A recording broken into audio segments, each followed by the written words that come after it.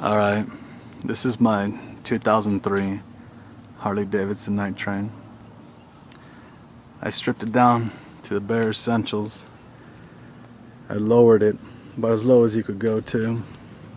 You can see down here, it's about maybe 2.5, 3 inches off the ground. I wanted some saddlebags, but it looked really fucking bulky, so what I did is I stripped off everything from the back and just put this little Harley Davidson side saddlebag. Believe it or not, it's pretty roomy. Gets the job done.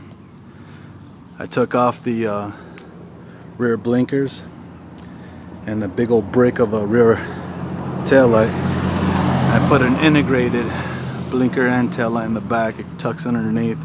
Looks pretty crazy. They turn red when you turn them on. It's pretty cool.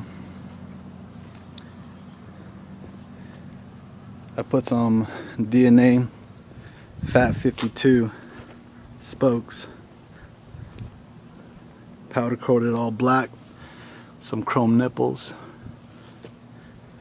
Got a K&N Performance air intake. I got some shotgun pipes made by Paul Yaffe. That's mean. Let's hear it.